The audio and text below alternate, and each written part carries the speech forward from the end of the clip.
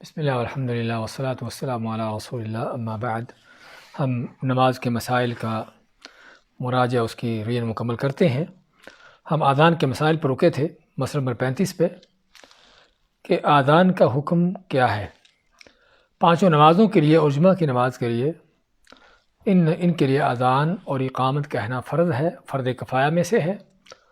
اور مردوں پر فرض کفایہ ہے، عورتوں پر نہیں ہے۔ اور فرض کفایہ ہونے کا معنی کہ لازماً اس کی اذان دی جانی چاہیے، اور اگر اذان نہیں کہی جاتی تو سبھی کے سبھی لوگ گناہ گار ہوتے ہیں۔ اس کی دلیل اللہ تعالیٰ کا فرمان ہے، یا ایھا الذین آمنوا اذا نودی للصلاۃ من یوم الجمعۃ فاسعوا الی ذکر اللہ وذروا البیع، کہ وہ لوگ جو ایمان لائے ہو، جب جمعہ کے دن تم کو یعنی کہ آواز دی جائے جمعہ کی نماز کے لیے، تو اللہ تعالیٰ کے ذکر کی طرف یعنی جلدی آؤ، اس کی کوشش کرو اور اپنے کاروبار چھوڑ دو۔ ہم نے اس سے پہلے اذان کے بارے میں ذکر کیا تھا کہ اذان کی ابتدا کیسے ہوتی ہے۔ اذان کی ابتدا کے بارے میں عبداللہ بن عبد ربی کی حدیث ہے کہ رسول کریم صلی اللہ علیہ وسلم جب ہجرت کر کے مدینہ آتے ہیں، تو چونکہ جماعت کی شکل و صورت مدینہ میں جا کے قائم ہوتی ہے،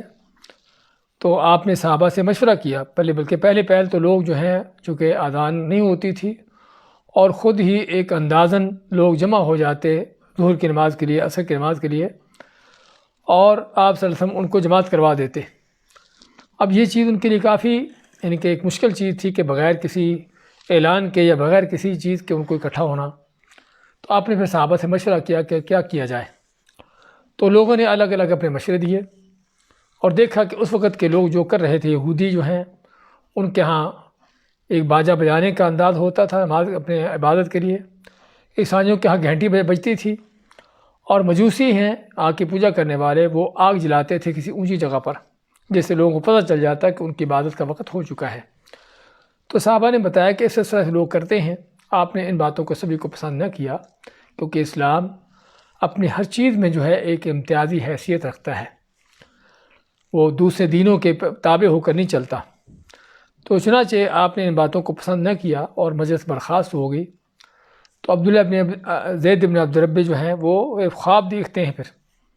کہ جس میں ان کو اذان سکھائی گئی، اور وہ اذان آپ صلی اللہ علیہ وسلم کو آ کے بتاتے ہیں۔ تو آپ میں کہ انہا لرؤیا حق، کہ یہ باقی سچا خواب ہے۔ تو جو تم نے اذان سنی ہے، جو تم کو سکھائی گئی ہے،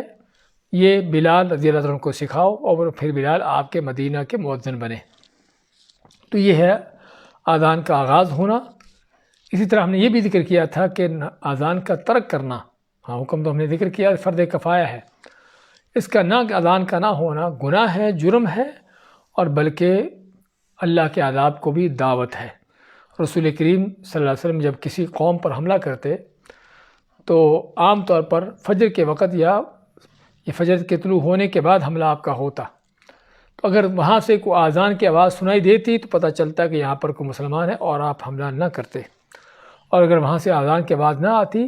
تو پھر ایسی قوم پر ان پر حملہ کر دیتے۔ اس سے پتہ یہ چلتا ہے کہ اذان جو ہے لوگوں کو دنیاوی لحاظ سے بھی ان کے جان و مال کے تحفظ کا ذریعہ بنتی ہے۔ 37 نمبر مسئلہ میں، بلکہ 36 میں، سفر میں اور فوت شدہ نمازوں کی اذان کہنا مسنون ہے۔ اس طرح کہ مالک بن حویرث کی حدیث ہے کہ آپ ان کو فرماتے ہیں کہ جب تم دونوں یعنی کہ جو دونوں جب جانے لگے، تو آپ میں کہ دونوں تم میں سے اذان کہو اور اقامت کہو، اور تم میں سے جو بڑا ہے وہ امامت کروائے۔ تو اس میں آپ نے سفر کے دوران بھی ان کو اذان کہنے کا حکم دیا، اور اسے فوت شدہ نمازی جو ہیں ان کے لیے بھی اذان کہنا سنت ہے، جس طرح کہ ابو قتادہ رضی اللہ عنہ کی حدیث ہے کہ آپ سفر کے دوران نیند کے غلبے کی وجہ سے سو گئے، اور جب اٹھے تو سورج طلوع ہو چکا تھا، تو آپ نے اس جگہ سے ہٹ کر آگے چل کر جو ہے اذان کہلوائی اور جماعت کروائی، جس طرح کہ جماعت کرواتے تھے سورج طلوع ہونے کے بعد۔ جس سے پتہ چلتا ہے کہ نماز قضا ہو جائے تب بھی اس کے لیے اذان کہنا سنت ہے، اور سفر میں بھی اذان کہی جا سکتی ہے۔ 37 نمبر مسئلے میں، اکیلے آدمی کے لیے بھی سفر و حضر میں اذان کہنا سنت ہے، یعنی اذان کا تعلق صرف جماعت کے ساتھ نہیں ہے، بلکہ اگر اکیلا بھی آدمی ہے تب بھی اس کے لیے مسنون ہے کہ وہ سفر میں ہو یا گھر میں ہو اذان کہے۔ لیکن گھر کے حوالے سے شرط ہے کہ اس کے آس پاس پہلے اذانیں نہ ہوئی ہوں، یعنی جس طرح کہ آج لاک ڈاؤن ہے آج کل اور مسجدیں بند ہیں، تو اگر مسجدوں میں اذانیں ہو رہی ہیں تو ہمیں گھروں میں اگرچہ ہم جماعت بھی کروائیں گے لیکن ہمیں گھروں میں اذان کہنے کی ضرورت نہیں ہے، کیونکہ مسجد کی اذان ہی آس پاس کے لوگوں کو جہاں تک وہ سنائی دے رہی ان کے لیے کافی ہے۔ لیکن اگر اذان نہ ہو کہیں پر بھی، چاہے آدمی کسی شہر آبادی میں بھی کیوں نہ ہو، تو وہاں پر پھر اس کی یہ سنت ہے کہ وہ اذان بھی کہے اور اقامت کہہ کے جماعت کروائے۔ اور جماعت کروانے کے معنی چاہے اکیلا بھی کیوں نہ ہو، اقامت کہے، اذان کہے پہلے، اس کے بعد اقامت کہے، اور پھر اونچی آواز سے جس طرح جماعت کروائی جاتی ہے اس طرح سے نماز پڑھے۔ تو اس کا فائدہ کیا ہے؟ اس کا فائدہ حضرت سلمان فارسی کی حدیث ہے کہ آدمی جب اس طرح کی کھلے صحرا میں نماز پڑھتا ہے تو اگر تو وہ اذان کی صرف کہتا ہے تو اگر بلکہ اذان اور اقامت کے بغیر نماز پڑھ لیتا ہے تو اکیلا ہی پڑھتا ہے، اگر صرف اقامت کہہ دیتا ہے تو اس کے فرشتے جو اس کے ساتھ ہیں وہ پڑھ لیتے ہیں، اور اگر اذان اور اقامت دونوں کہہ دیتا ہے تو اس کے پیچھے اللہ کے فرشتوں کی، اللہ کی مخلوقات کی اتنی لمبی صف ہوتی ہے کہ جس کا ایک کونا مشرق میں دوسرا مغرب میں ہوتا ہے، اور دوسری روایت میں کہ جن کی انتہا کا کوئی اندازہ نہیں ہوتا۔ اور یہ حدیث علامہ البانی رحمۃ اللہ علیہ نے اس کو صحیح قرار دیا ہے، طبرانی کی حدیث ہے۔ تو بات کر رہے تھے کہ یہ اس بات کی دلیل ہے کہ اکیلا آدمی بھی سفر و حضر میں اذان کہہ سکتا ہے، کہنا چاہیے بلکہ، اور اقامت کہہ کے اس کو جماعت کی شکل میں نماز پڑھنا چاہیے۔ 38 نمبر مسئلے میں خواتین کیا اذان و اقامت کہہ سکتی ہیں؟ اس مسئلے پر ہم نے ذکر کیا تھا کہ علماء کا اختلاف ہے، اور جمہور علماء اسی بات کے قائل ہیں کہ خواتین اذان اور اقامت نہیں کہیں گی، لیکن بعض صحابہ اور بعض دوسرے علماء انہوں نے کہا ہے کہ اگر عورت عورتوں ہی کے درمیان ہو، مرد کوئی نہ ہو، تو اتنی سی آواز سے وہ اذان اقامت کہہ سکتی ہے کہ جو صرف آس پاس کی عورتوں کو سنائی دے، یعنی باہر کسی مرد تک نہ آواز پہنچے۔ 39 نمبر مسئلے میں اذان کے معنی مقاصد کو جاننے کی ضرورت ہے کہ وہ کیا ہے۔ کہ اذان اگرچہ چند الفاظ ہیں لیکن اس کے عظیم مقاصد اور عظیم معنی ہیں، کہ جس میں اللہ تعالیٰ کی کبریائی کا بیان ہے، اللہ کی توحید کا اعلان ہے، اور رسول کریم صلی اللہ علیہ وسلم کی رسالت کا بیان ہوتا ہے، اور پھر لوگوں کو ان کی عبادت نماز کے لیے اور فلاح و کامیابی کی دعوت دی جاتی ہے۔ تو کوئی شک نہیں کہ یہ ساری چیزیں بہت عظیم چیزیں ہیں، چاہے اللہ کی توحید کے حوالے سے ہوں یا رسول کریم صلی اللہ علیہ وسلم کی رسالت کے حوالے سے ہوں، یا اور جو نماز اور ان چیزوں کے لیے اذان میں دعوت دی جاتی ہے۔ اور یہ بات بیان کرنے کا مقصد یہ ہے کہ اذان کہنے والے کو بھی ان چیزوں پر توجہ ہو کہ میں کیا عظیم باتیں کر رہا ہوں، اور اذان سننے والے کے بھی ان چیزوں پر توجہ ہونی چاہیے۔ 40 نمبر مسئلہ میں اذان کی فضیلت میں قرآن و سنت کی کئی دلیلیں ہیں۔ اذان کی فضیلت بہت سی دلیلیں ہیں جن کا یہاں پر ذکر کیا گیا ہے کہ مؤذن جو ہے قیامت کے دن سب سے لمبی گردنوں میں ہوں گے، اور اذان ایسے اعمال میں سے ہے کہ جس کے لیے سبقت لے جانے کی ترغیب دلائی گئی ہے، اور مختلف طرح کی وہ حدیث جس میں فضیلتیں بیان ہوئی ہیں۔ اس کے بعد اہم مسئلہ 41 نمبر، اذان کی شرطیں کیا ہیں۔ اذان کی مختلف شرطیں ہیں۔ پہلی بات تو اذان کہنے والا مرد ہو، امانت دار ہو، یعنی کوئی غلط آدمی نہ ہو، سمجھدار ہو، بے وقوف نہ ہو یا بچہ نہ ہو اتنا کہ سمجھ نہیں ہو، مسلمان ہو، یعنی اسلام بھی شرط ہے، کوئی غیر مسلم یہ کام نہیں کر سکتا، اور مرد ہو، جس سے ہم نے ذکر کیا ہے کہ مرد جو ہے اذان دیتا ہے، عورت کے لیے اذان کہنا، یعنی کہ اس کی اجازت اگرچہ بعض علماء نے دی ہے لیکن صرف عورتوں کے درمیان۔ اس طرح اذان کی شرطوں میں سے اس کی ترتیب سے دینا اذان، کہ جو ترتیب ہمیں اللہ کے نبی صلی اللہ علیہ وسلم کے سنت سے ملتی ہے، اور مسلسل اذان دی جانا، جس طرح کہ آپ نے ایسا کیا تھا اور کروایا تھا۔ اور پھر یہ بھی کہ وقت داخل ہونے کے بعد، جب نماز کا وقت داخل ہو گیا، شروع ہو گیا، تو اس کے بعد اذان کہنی چاہیے، نماز کا وقت شروع ہونے سے پہلے اذان کہنا جائز نہیں ہے۔ اور بلند آواز سے، کیونکہ اذان کا مقصد اعلان ہے۔ اعلان کس چیز کا ہے؟ نماز کا، عبادت کا، تو اس کے لیے بلند آواز کرنا اور سنت کے مطابق الفاظ کہنا، جو اذان کے مطابق الفاظ سنت ہیں وہ الفاظ، انہیں الفاظ کو کہنا، ایسے لحن سے نہ ہو کہ جس سے معنی بدل جائے۔ ہم جانتے ہیں کہ لحن خفی اور لحن جلی دو طرح کے لحن ہیں، اور لحن جلی وہ ہوتا ہے کہ جس میں اس قدر لفظ کو بدل دیا جائے کہ اس کا معنی ہی بدل جائے۔ تو اذان کے اندر بھی کوئی اس طرح کی اگر چیز آ جائے تو اذان جائز نہیں ہے، غلط ہے۔ جس طرح کہ فرض کرو کوئی کہتا ہے اللہ اکبر، اللہ اکبر کی بجائے اللہ اکبار، تو اکبار جو ہے عربی میں کس کو کہتے ہیں؟ ڈھول کو. تو کتنا غلط معنی بن جاتا ہے کہ اللہ کو ڈھول بنا دیا، نعوذ باللہ. اس لیے اذان کے الفاظ میں اگر کوئی ایسی تبدیلی ہے اور اس قدر تحریف ہے کہ جس سے معنی ہی بدل رہا ہے، تو ایسے شخص کو اذان نہیں کہنے دینا چاہیے. اور یہ بھی کہ اذان کہنے والا ایک ہو، ایک سے زیادہ نہ ہو. یعنی کہ آدھی اذان ایک آدمی کہے اور آدھی دوسرے آ کے مکمل کر دے، یہ ایسا نہیں ہوگا. اور پھر یہ بھی کہ اذان کہنے والا کوئی انسان ہو، کوئی مشین نہ ہو، ٹیپ ریکارڈ ہو یا کوئی ایسی چیز، ان سے اذان کا فریضہ ادا نہیں ہوتا، بلکہ لازماً کو مسلمان ہو جس کی یہ ساری شرطیں بیان کی گئی ہیں. 42 نمبر مسئلہ میں اس بات کا بیان ہے کہ اذان کے 2 قسمیں ہیں. اذان ترجیعی ہے اور اذان قہری ہے. ترجیعی اذان کیا ہے کہ جو آپ صلی اللہ علیہ وسلم کے مکہ کے مؤذن ابو محذورہ آپ ان کو سکھائی. وہ کیا ہے کہ ترجیحی اذان میں بعض روایتوں میں 4 مرتبہ اللہ اکبر کہنا ہے، جس طرح کہ عام طور پر کہا جاتا ہے، اور ایک صحیح مسلم کی حدیث میں ہے کہ 2 مرتبہ پہلے اللہ اکبر کہیں، اس کے بعد اشہد ان لا الہ الا اللہ اشہد ان محمد رسول اللہ 2 دفعہ جو ہے آہستہ آہستہ کہیں، اور پھر اس کے بعد پھر دوبارہ پلٹیں اور اشہد ان لا الہ الا اللہ کو بلند آواز سے، اور اس طرح اشہد ان محمد رسول اللہ کو بلند آواز سے کہیں. تو یہ ہے جو دوہری اذان کا معنی ہے کہ جس میں شہادتین کے کلمات کو 2 بار دہرایا جاتا ہے. اور دوہری اذان آپ سے سمجھا کہ مکہ میں آپ کے مؤذن ابو محذورہ تھے. اور آگے 43 نمبر سوال میں اس بات کا ذکر ہوا ہے کہ اگر اذان دوہری ہو تو اس کے ساتھ اقامت بھی دوہری ہو، اگر اذان قہری ہو تو اس کے ساتھ اقامت بھی قہری ہو. یہ ہے جو سنت طریقہ ہے. فرماتے ہیں کہ امر بلال ان یشفع الاذان ویوتر الاقامہ الی الاقامہ، کہ بلال کو حکم دیا گیا کہ وہ اذان کے کلمات کو 2 دفعہ کہیں اور اقامت کے کلمات کو 1 دفعہ سوائے اقامت قد قامت الصلاۃ کے جو 2 دفعہ کہے جائیں گے. تو کہنے کا مقصد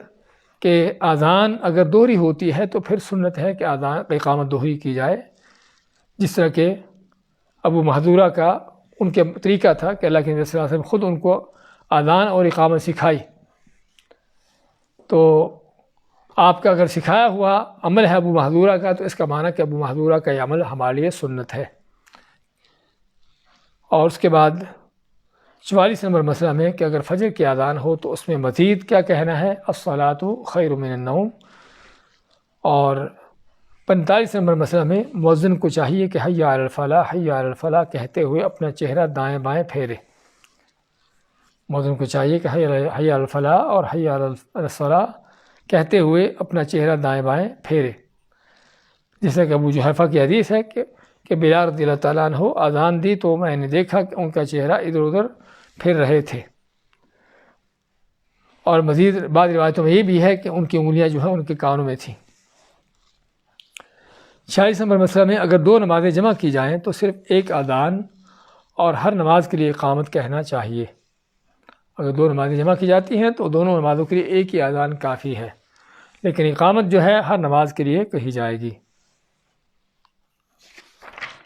اس کے بعد 47 نمبر مسئلہ میں اذان سننے والے کو کیا کرنا چاہیے. اذان سننے والے کے لیے جو عمل کرنے والے ہیں، سب سے پہلے تو اذان کا جواب دینا ہے. اس کے بعد جب اذان ختم ہو تو رسول کریم صلی اللہ علیہ وسلم پر درود پڑھنا ہے. اس کے بعد آپ نے جو دعائیں سکھائیں وہ دعائیں پڑھنی ہیں. اللہم رب هذه الدعوة التامة والصلاة القائمة آت محمد الوسیلۃ والفضیلہ وبعثہ مقاما محمودا الذی وعدتہ. یہ دعا جو اذان کے بعد، جس کے بارے میں آپ مانتے ہیں کہ جو یہ دعا پڑھتا ہے اذان کے بعد تو اللہ تعالیٰ اس کے لیے میری شفاعت حلال کر دیتا ہے. اسی طرح اذان کے بعد یا اذان کے درمیان بھی یہ دعا پڑھی جا سکتی ہے. وہ کیا ہے؟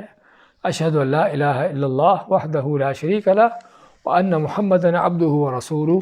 رضیت باللہ ربا وبمحمد رسولا وبالاسلام دینا. تو یہ دعا بھی آپ صلی اللہ علیہ وسلم نے سکھائی ہے. اذان کے درمیان بھی کہی جا سکتی ہے اشہد ان محمد رسول اللہ کے بعد، اور اذان کے بعد بھی کہی جا سکتی ہے. 49 نمبر مسئلہ میں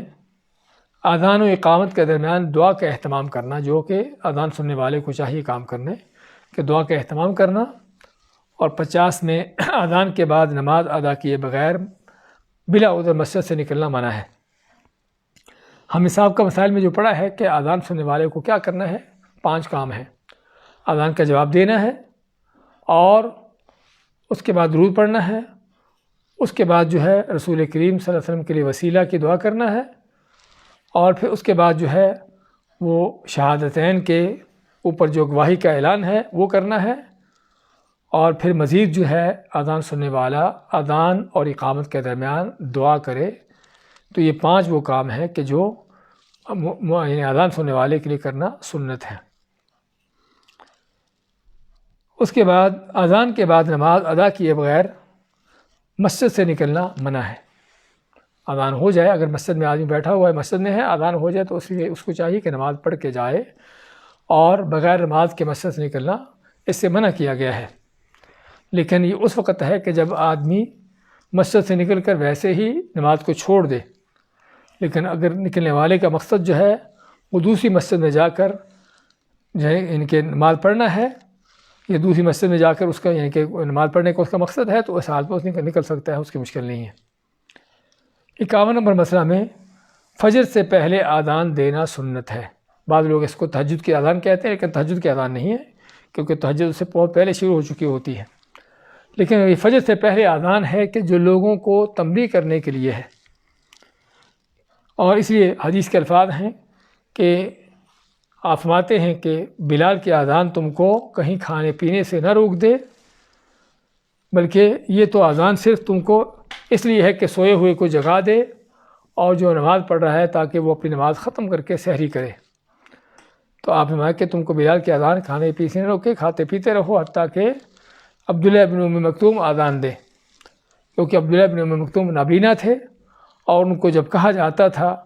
کہ اصبحت کہ صبح ہوگی تو تبھی اذان کہتے تھے۔ تو جس میں صرف عبداللہ ابن ام مکتوم کا عمل نہیں، بلکہ ان کے ساتھ صحابہ کا عمل ہے کہ جنہوں نے جو ان کے اس کام میں رہنمائی کرتے تھے۔ تو یہ تھے اذان سے متعلقہ چند مسائل۔ اس کے بعد سترہ کے مسائل ہیں۔ سترہ کیا چیز ہے کہ آدمی نماز پڑھتے ہوئے اپنے آگے کوئی ایسی چیز رکھ لے کہ جس سے جو چیز اس کو لوگوں سے روکے، یعنی جو اس میں پتہ چلے کہ اس نمازی کی حد یہ ہے اور اس نمازی کی یہ جگہ ہے اور یہاں سے نہیں گزرنا، اور اسی کو سترہ کا نام دیا جاتا ہے۔ اس میں طلحہ ابن عبید اللہ رضی اللہ عنہ کی روایت ہے کہ ہم لوگ نماز پڑھتے اور جانور ہمارے سامنے سے گزرتے رہتے، تو رسول اکرم صلی اللہ علیہ وسلم سے اس کا ذکر کیا، تو آپ فرمایا کہ مثل مؤخرۃ الرحل تکون بین یدی احدکم فلا یضرہ من مر بین یدیہ، کہ اگر کوئی اپنے سامنے اونٹ کے کجاوے کی اس کی جو سیٹ ہے اس کے پیچھے کا حصے کی طرف کچھ چیز اگر رکھ لیتا ہے تو اس کے سامنے سے گزرنے والی چیز اس کا کوئی نقصان نہیں کرے گی۔ اونٹ کی سیٹ کیا ہے کہ جو اونٹ کے اوپر رکھی جاتی ہے، جس پر اونٹ پر سوار ہونے والا بیٹھتا ہے،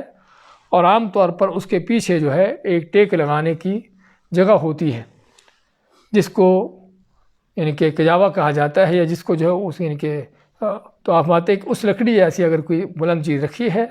سترے کے طور پر، تو آدمی کو اس کے پاس اس کے پیچھے سے گزرنے والی کوئی چیز اس کا نقصان نہیں کرتی، یعنی اس کی نماز مکمل ہے، اس میں کوئی خلل پیدا نہیں ہوتا۔ 53 نمبر مسئلہ میں نمازی کے آگے سے گزرنے کی وعید۔ اس میں ابو جہم رضی اللہ عنہ کی حدیث ہے، آپ مانتے کہ لو یعلم المار بین یدی المصلی ماذا علیہ من الاثم لکان ان یقف 40 خیر له من ان یمر بین یدیہ، کہ اگر نمازی کے آگے سے گزرنے والے کو پتہ ہو کہ کتنا بڑا گناہ ہے، اگرچہ اس کو 40 رکنا پڑے، 40 دن ہوں، 40 ہفتے مہینے ہوں، یا 40 سال بھی کیوں نہ ہو، تو تب بھی وہ رک جائے، لیکن وہ نمازی کے آگے سے نہ گزرے، جسے پتہ چلتا ہے کہ یہ کتنا بڑا گناہ ہے۔ 54 نمبر مسئلہ میں سترہ اور نمازی کے درمیان سے گزرنے والے کو نماز کے دوران ہی ہاتھ سے روک دینا چاہیے۔ نمازی کو چاہیے کہ اگر اس کے سامنے سے کوئی گزر رہا ہے سترہ کے درمیان، اس کے درمیان سے اس کو روکنا چاہیے، اور اگر نہیں رکتا، آپ مانتے ہیں فَأَبَى فَلْيُقَاتِلْهُ فَإِنَّمَا هُوَ شَيْطَانٌ، اگر نہیں رکتا تو اس سے باقاعدہ سختی سے پیش آئے، کیونکہ اس کے ساتھ شیطان ہے کہ جو اس کو آگے سے گزرنے پر آمادہ کرتا ہے، اس کے لیے ابھارتا ہے۔ اور اس کے بعد 55 نمبر مسئلہ میں اگر نمازی نے اپنے آگے سترہ رکھا ہو تو گزرنے والے کو چاہیے کہ سترہ کے پیچھے سے گزرے، لیکن اگر نمازی نے سترہ نہ رکھا ہو تو گزرنے والا کہاں سے گزرے، ہم نے اس بارے میں ذکر کیا تھا کہ صحیح احادیث میں اس کی کوئی حد مقرر نہیں ہے کہ نمازی کے آگے سے گزرنے والا کتنے فاصلے سے گزرے، اور اگر حد نہیں ہے تو پھر ہم دیکھیں گے کہ نمازی کی خود کی جگہ کتنی ہے کہ جہاں پر اس کو یعنی کہ نماز پڑھنا ہے، اور خود رسول کریم صلی اللہ علیہ وسلم کے حوالے سے دیکھیں گے کہ آپ نے سترہ سے کتنے فاصلے پر نماز پڑھی، تو اس کے بارے میں آتا ہے کہ آپ نے بیت اللہ میں داخل ہو کر نماز پڑھی، اور آپ کے اور دیوار کے یا ستون کے درمیان جو ہے وہ 3 ہاتھ کا فاصلہ تھا۔ 3 ہاتھ کا فاصلہ ہونے کا معنی کہ تقریباً جو 4 فٹ 4.5 فٹ کے قریب بنتا ہے، 4.5-5 فٹ کے قریب، تو یہ ہے آپ صلی اللہ علیہ وسلم کے قدموں سے لے کر آپ کے اس سترے تک جو آپ جس کی طرف نماز پڑھ رہے تھے۔ تو جسے پتہ چلا ہے کہ اگر نمازی نے اپنے سامنے سترہ نہیں رکھا تو اس کے سامنے سے گزرنے والا یعنی 4.5-5 میٹر کا فاصلہ چھوڑ کر جو ہے جیسے 4.5-5 فٹ کا فاصلہ چھوڑ کر اس کے سامنے سے گزر سکتا ہے۔ اس طرح نمازی کے آگے سے 3 چیزوں سے گزر جانے سے نماز ٹوٹ جاتی ہے، جس طرح کہ سیدنا ابو ہریرہ کی حدیث ہے، آپ فرمایا کہ یقطع الصلاۃ المرأۃ والحمار والکلب، کہ نماز 3 چیزوں سے ٹوٹتی ہے، عورت، گدھا اور کتا، اور اس سے بچانے کے لیے کیا چاہیے، آدمی اپنے سامنے وہ اونٹ کے گجاوے کی سیٹ ایسی چیز رکھ لے کہ جو سترہ کے طور پر اس کے لیے استعمال ہوگی۔ امام اپنے آگے سترہ رکھ لے تو مقتدیوں کو سترہ رکھنے کی ضرورت نہیں ہے، یا امام کے پیچھے مقتدی جو ہیں ان کے لیے سترہ کی ضرورت ہے بلکہ نہیں، ان کے لیے سترہ رکھنا بلکہ جائز بھی نہیں، سنت کے خلاف ہے، کیونکہ سترہ امام کا ہے نہ کہ مقتدیوں کا ہے۔ ہاں اگر مقتدی اکیلا الگ سے نماز پڑھ رہا ہے تو پھر وہ سترہ رکھے گا، اس کا اہتمام کرے گا، اور جس کی دلیل جو ہے وہ آپ کے سامنے دی گئی ہے کہ رسول اکرم صلی اللہ علیہ وسلم عید کے دن نکلتے عید کی نماز کے لیے اور اپنا نیزہ بھی ساتھ لیتے، تو آپ کے سامنے نیزہ گاڑا جاتا اور آپ پھر اس کے پیچھے نماز پڑھتے۔ اس کے بعد صف کے مسائل ہیں۔ 58 نمبر مسئلہ میں تکبیر تحریمہ کہنے سے پہلے امام کو صف سیدھی کرنے اور ساتھ ساتھ مل کر کھڑے ہونے کی ہدایات کرنی چاہیے۔ صف کا سیدھا کرنا اور صف کو صحیح بنانا، یہ ذمہ داری کس کی ہے؟ امام کی ذمہ داری ہے کہ وہ لوگوں کو سیدھا کھڑے ہونے کی ترغیب دے اور صف کو صحیح بنائے، جس طرح کہ حدیث ہے سیدنا انس بن مالک کی کہ رسول اکرم صلی اللہ علیہ وسلم اقامت ہونے کے بعد یا اقامت جب ہو رہی ہوتی تو آپ لوگوں کی طرف متوجہ ہو کے کھڑے ہوتے اور پھر فرماتے نماز شروع کرتے ہوئے تراصوا واعتدلوا، کے ساتھ مل جاؤ اور سیدھے ہو جاؤ۔ 59 نمبر مسئلہ میں نبی کریم صلی اللہ علیہ وسلم نے صف سیدھی کرنے کی تاکید فرمائی ہے، اور صف میں کندھے کے ساتھ کندھا اور قدم کے ساتھ قدم ملا ہونا چاہیے۔ اسی طرح سیدنا کی حدیث ہے کہ رسول اکرم صلی اللہ علیہ وسلم نے فرمایا اقیموا صفوفکم فانی اراکم من وراء ظہری، کہ اپنی صفوں کو سیدھا رکھو کیونکہ میں تم کو اپنی پیٹھ پیچھے سے دیکھ رہا ہوں، جو آپ صلی اللہ علیہ وسلم کے معجزات میں سے تھا کہ آپ پیچھے والوں کو بھی ایسے دیکھ سکتے جس طرح کہ آگے والوں کو دیکھتے ہیں۔ تو اس کے بعد 60 نمبر مسئلہ میں صف سیدھی کے بغیر نماز نامکمل رہتی ہے۔ اب سووا صفوفکم فإن تسویۃ الصفوف من اقامۃ الصلاۃ، کہ نمازیں سیدھی کر اپنے صفیں سیدھی کرو کیونکہ صفوں کو سیدھا کرنا ہی نماز کے قائم ہونے میں سے ہے۔ 61 میں دین کا علم رکھنے والے اور سمجھدار لوگ امام کے پیچھے پہلی صف میں کھڑے ہونے چاہیے۔ دین کا علم رکھنے والے اور سمجھدار لوگ، تاکہ اگر کسی وجہ سے امام کو نماز میں کوئی ایسی ضرورت پیش آتی ہے کہ جس سے نماز چھوٹ جائے تو تاکہ پیچھے والے امامت کی نیابت کر سکیں۔ اور اس کے بارے میں آپ کا فرمان بھی ہے لیلینی منکم اولو الاحلام والنہی ثم الذین یلونہم، کہ تم میں سے جو عقل مند لوگ ہیں وہ میرے پیچھے کھڑے ہوں، اور ان کے بعد یعنی کہ عقل مند لوگوں سے مراد یعنی جو اپنی فضیلت میں مقام میں سب سے اعلیٰ ہیں وہ آپ کے پیچھے ہوں، اس کے بعد جو باقی لوگ ہوں اس کے پیچھے ہوں۔ اس کے بعد پہلی صف کی بارے میں بیان ہوا کہ اس کی کیا فضیلت ہے، کہ اگر لوگوں کو پتہ چل جائے کہ اذان کہنے میں اور پہلی صف میں شریک ہونے میں کیا اجر ہے، آپ مانتے ہیں کہ چاہے قرآن اندازی کر کے ان کو آنا پڑے تب بھی وہ آنے کی کوشش کریں۔ اور اس کے بعد پہلی صف مکمل ہونے کے بعد دوسری صف میں کھڑا ہونا چاہیے، اگرچہ آدمی اکیلا بھی کیوں نہ ہو، تو پہلی صف اگر مکمل ہو چکی ہے تو اس کے پیچھے وہ اکیلا کھڑا ہو سکتا ہے جب تک اس کے ساتھ کوئی دوسرا آ کے جماعت کی شکل اختیار نہیں کر لیتا۔ اور اس کے بعد 64 نمبر مسئلہ میں اگر پہلی صف میں جگہ ہو تو پچھلی صف میں اکیلے آدمی کی نماز نہیں ہوتی، جیسے کہ ہم ذکر کیا ہے کہ پہلی صف میں ان کے شریک ہونا چاہیے، ترغیب ہے اس کی، اور پہلی صف میں اگر جگہ ہو تو وہیں پر کھڑے ہونا چاہیے، لیکن اگر جگہ نہ ہو تو آدمی پھر اکیلا پیچھے کھڑا ہو سکتا ہے، لیکن جگہ ہونے کے بعد وہ پیچھے کھڑے ہونا، اکیلے کھڑے ہونا، اس سے نماز نہیں ہوتی۔ اور بعض لوگ کہتے ہیں کہ اگر آدمی اکیلا ہو تو آگے سے کسی آدمی کو کھینچ کر ساتھ پیچھے لے جائے، جس طرح کہ ابن حزم رحمۃ اللہ علیہ کا مسلک ہے، لیکن اس بارے میں حدیث جو ہے وہ ضعیف ہے، اور ویسے بھی نماز کے ادب کے خلاف ہے۔ اور نماز میں جو پہلی صف میں جس طرح جہاں سے لوگ آدمی کو لیا گیا اس میں جو خلل پیدا ہوتا ہے، اس لیے نمازی کو پیچھے لے جانا کھینچ کر تاکہ اس کے ساتھ کھڑا ہو، اس بارے میں کوئی صحیح حدیث نہیں ہے۔ 65 نمبر مسئلہ میں ستونوں کے درمیان صف بنانے سے اس سے منع کیا گیا، اس کو ناپسندیدہ سمجھا گیا ہے۔ کس لیے؟ کیونکہ اس میں صف ٹوٹ رہی ہے، صف میں رکاوٹ پیدا ہو رہی ہے، تو اس لیے ستونوں کے درمیان حتی الامکان صف نہیں بنانا چاہیے، مگر یہ کہ اگر کوئی تنگی ہو، مجبوری ہو، تو پھر ستونوں کے دوران بھی صفیں بن سکتی ہیں۔ 66 نمبر مسئلہ میں 2 آدمیوں کی جماعت میں مقتدی کو امام کے دائیں جانب کھڑا ہونا چاہیے، اور جب تیسرا آ جائے تو دونوں امام مقتدی جو ہیں امام کے پیچھے ہو جائیں گے۔ یہ مسئلہ معروف ہے کہ اگر آدمی 2 ہیں نماز کروانے والے تو ایک امام اور مقتدی دونوں برابر کھڑے ہوں گے۔ اور یہاں پر قابل غور چیز ہے کہ بعض لوگوں کو دیکھا جاتا ہے کہ امام تھوڑا آگے اور مقتدی تھوڑا پیچھے ہوتا ہے، یہ چیز غلط ہے، بلکہ اصل یہ ہے کہ دونوں ایک ساتھ اور برابر کھڑے ہوں۔ اور اگر تیسرا بھی آ جاتا ہے تو اصل یہ ہے کہ امام کے پیچھے ہو جائیں، لیکن اگر امام کے آگے جگہ ہو تو امام بھی آگے بڑھ سکتا ہے اور وہ اپنی جگہ پر ٹھہرے رہ سکتے ہیں۔ 67 نمبر میں 67 میں اگر ایک ہی وقت میں بچے بھی، یعنی کہ مرد بھی، بچے بھی اور عورتیں بھی ہوں،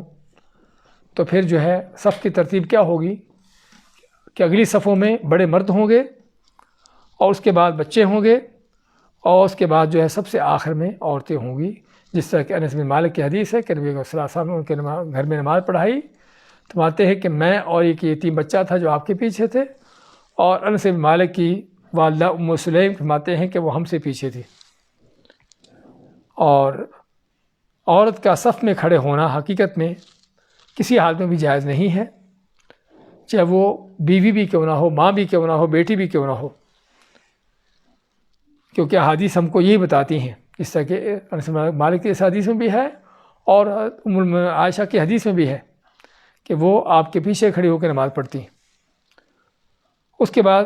68 میں ہے عورت مردوں کے ساتھ صف نہیں بنا سکتی، جس کا بھی بیان ہوا ہے، اور یہ مسئلہ جو ہے جمہور علماء کے نزدیک مکروہ ہے، عورت کا سب مردوں کے ساتھ صف بنانا، اور امام حنیفہ رحمۃ اللہ علیہ کے ہاں اس سے نماز ہی باطل ہو جاتی ہے۔ اس کے بعد جماعت کے مسائل ہیں، ہمارا جو آخری باب ہے کہ نماز کو باجماعت پڑھنا مردوں پر اللہ نے فرض کیا ہے۔ وَإِذَا كُنْتَ فِيهِمْ فَأَقَمْتَ لَهُمُ الصَّلَاةَ فَلْتَقُمْ طَائِفَةٌ مِّنْهُمْ مَعَكَ، کہ اگر آپ ان کے درمیان ہو جنگ کی حالت میں اور نماز کی اقامت کہتے ہو تو ایک گروہ تمہارے ساتھ کھڑا ہو جائے، تو اس بات کی دلیل ہے کہ اگر حالت جنگ میں بھی جماعت نہیں چھوڑی جا سکتی تو پھر عام حالات میں کیسے چھوڑنا جائز ہو۔ اور اسی میں ہم نے ذکر کی ہے وہ حدیث جو نابینا کی ہے کہ جس نے کہا کہ میرا گھر دور ہے اور مجھے لانے والا بھی کوئی نہیں اور آنکھوں سے نابینا اندھا ہوں، تو اس نے طرح کی اپنی مجبوریاں پیش کی، تو آپ نے مجبوریاں دیکھ کر ان کو کہہ دیا کہ تم گھر میں نماز پڑھ لیا کرو۔ لیکن جب جانے لگتے ہیں تو پوچھا اتسمع النداء بالصلاۃ، کیا تم نماز کے لیے اذان سن لیتے ہو؟ تو انہوں نے کہا کہ اذان تو سن لیتا ہوں۔ آمات فاجب، پھر تم کو آنا ہوگا، انی لا اجد لک رخصہ، کیونکہ میرے پاس تمہارے لیے اس میں کوئی اجازت نہیں ہے۔ اور اس کے بعد نماز فجر اور عشاء کے لیے مسجد میں نہ آنا منافقت کی علامت ہے، یعنی بعض ایسی نمازیں ہیں کہ جن کی جماعت چھوڑنا سیدھا منافقت کی علامت ہوتی ہے، اور جس کے بارے میں سیدنا ابو ہریرہ کی حدیث ہے کہ آپ میں کہ لیس صلاۃ اثقل علی المنافقین من الفجر والعشاء، کہ منافقوں پر فجر اور عشاء کی نمازوں سے بڑھ کر کوئی بھاری نماز نہیں ہے۔ وَلَوْ يَعْلَمُونَ مَا فِيهِمَا لَأَتَوْهُمَا وَلَوْ حَبُّوَا، اور اگر ان کو پتہ چل جاتا کہ ان دونوں نمازوں کے اندر کیا فضیلت اجر ہے تو اگرچہ ان کو گھٹنوں کے بل گھسٹ کے آنا پڑتا تب بھی پہنچتے۔ 71 نمبر مسئلہ میں رسول کریم صلی اللہ علیہ وسلم نے باجماعت نماز نہ پڑھنے والے لوگوں کے گھروں کو جلانے کا ارادہ کیا۔ آپ ماتے کہ میرا دل چاہتا ہے کہ اذان کہلواؤں اور اقامت کہلواؤں اور کسی کو کہوں کہ میری جگہ نماز پڑھا دے، اور میں خود مدینہ کی گلیوں بازاروں میں نکلوں اور ان لوگوں کے گھروں کو جلا دوں جو ابھی تک مسجد کے لیے اپنے گھر سے نہیں نکلے۔ اس بات کی دلیل ہے کہ نماز کو چھوڑ دینا، جماعت سے پیچھے رہ جانا کتنا بڑا گناہ ہے۔ 72 نمبر مسئلہ میں باجماعت نماز ادا کرنے کا ثواب بیان ہوا ہے کہ آدمی اگر جماعت ادا کرتا ہے تو اس کو 27 گنا زیادہ اس کا ثواب ملتا ہے، جس طرح کہ عبداللہ بن عمر کی حدیث ہے۔ اور 73 نمبر مسئلہ میں اگر کسی نے ایک رکعت پا لی تو اس نے جماعت پا لی۔ اگر ایک رکعت اس نے پا لی تو اس نے جماعت پا لی۔ لیکن رکعت سے مراد کیا ہے؟ اکثر علماء تو کہتے ہیں کہ رکعت سے مراد پورا، یعنی کہ ایک رکعت پانے کے مراد یعنی اگر کسی نے ایک رکعت پا لی تو اس کی جماعت پا لی، یعنی کہ وقت ختم ہونے سے پہلے ایک رکعت اس کو مل گئی تو اس نے جماعت کا اس کو اجر مل گیا، اس کی نماز فوت نہیں ہوئی بلکہ اس کی نماز ادا ہو گئی، قضا نہیں ہوئی۔ جس طرح کہ ہم نے پہلے بھی اس مسئلے کا ذکر کیا ہے کہ عصر کی اگر آدمی کو سورج غروب ہونے سے پہلے ایک رکعت مل جاتی ہے تو اس کی نماز وقت پہ ادا ہو جاتی ہے۔ اس طرح سورج طلوع ہونے سے پہلے فجر کی ایک رکعت مل جاتی ہے تو اس کی نماز وقت پہ ادا ہو جاتی ہے، قضا نہیں ہوتی۔ 74 نمبر مسئلہ میں 2 آدمیوں کو بھی نماز باجماعت ادا کرنی چاہیے، یعنی جس میں یہ ہے کہ کم از کم 2 آدمی بھی جماعت کروا سکتے ہیں، جس کی دلیل پیش کی گئی ہے کہ آپ نماز پڑھائی اور نماز پڑھا کے جب فارغ ہوئے تو مسجد میں ایک آدمی داخل ہوا نماز پڑھنے کے لیے، تو آپ میں کہ کون ہے کہ جو اس پر صدقہ کرے تو اس کے ساتھ کھڑا ہو کر نماز پڑھے۔ اور اس حدیث میں بتایا تھا کہ پہلے بات تو یہ پتہ چلا کہ 2 آدمیوں کی جماعت ہوتی ہے، اور دوسرا یہ پتہ چلا کہ جو نماز پڑھ چکا ہو